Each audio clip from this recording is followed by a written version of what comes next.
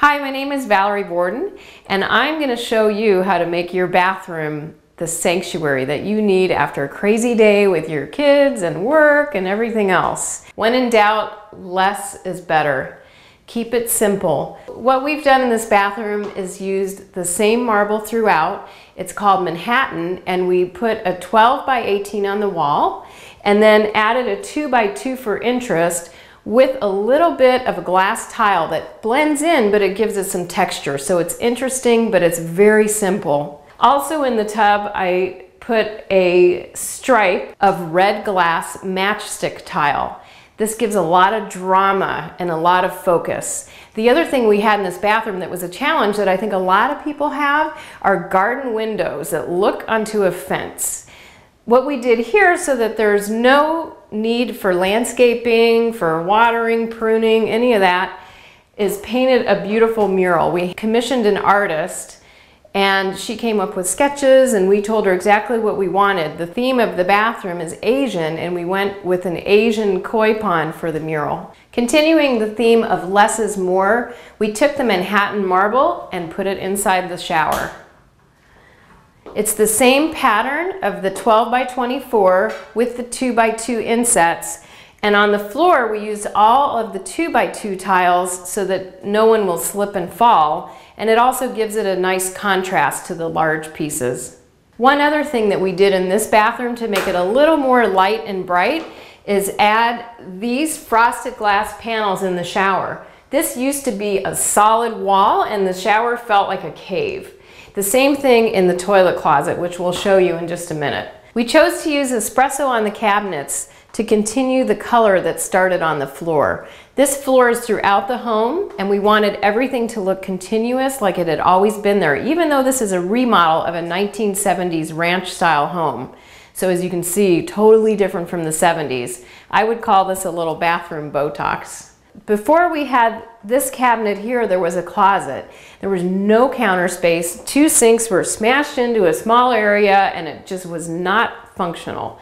So what we did is took the closet out, put all this great storage. It has storage for jewelry, for lingerie, for towels, everything you need in the bathroom, and added a nice mirror, making the space light, bright, totally functional, and with lots of counter space, which you know and I know that we always need.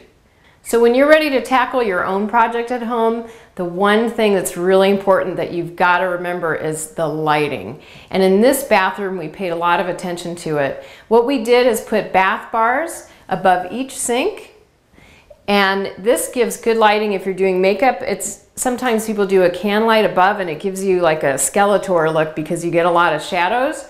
So the best is to have a bath bar and then recessed can lights, which we've put above the mirror. So when you're getting dressed, if you're standing back looking at your outfit, it's going to show you everything with no hideous shadows. The other thing we did is put a large light in the center of the bathroom. It's not a can, but it's a ceiling mount fixture, so it gives you good ambient lighting and just really bright, wide, general lighting without any shadows. And over the tub, we put an accent light, so at night it's beautifully lit. That's it for the bathroom, and now I'm very excited to show you another project that I've recently completed, a beautiful dining room and wine room.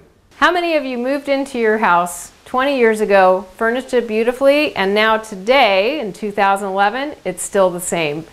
It's time to update, and that's what we did in this home. They started out with a sunken living room, blue carpet, and beautiful furniture 20 years ago. The first thing we did is fill in the sunken living room. We matched the existing floor, and you can't even tell that we did it. It looks like it's always been here. Then we added can lighting throughout. Lighting is always so important. Like I said with the bathroom, don't forget the lighting. You can have the most beautiful furniture, beautiful paint, but if it's not well lit, it's not going to do you any good. So the best way to do the lighting is to use the chandelier as the jewelry. It looks beautiful. You can keep the lights low and then add can lights around the perimeter of your table. That way the can lights do the work. We also added crown molding, which really warms up the space. One thing that I was really excited about that we did in this house is we used this beautiful furniture. It's very hot right now. It has pickling, It's a natural wood, so you can see the grain, and it's still a neutral enough color that I think it's going to look very current for a long time. I'm sitting in what used to be the dining room. This space had a junior dining table. It could seat 4, and the dining room space that you just saw used to be the living room. We've made it into a beautiful wine room, which every home must have, because what else can you do at 5 o'clock but sit and have a glass of wine? Included in the wine room, we have a custom wine storage area, comfortable seating, and again, great lighting for reading.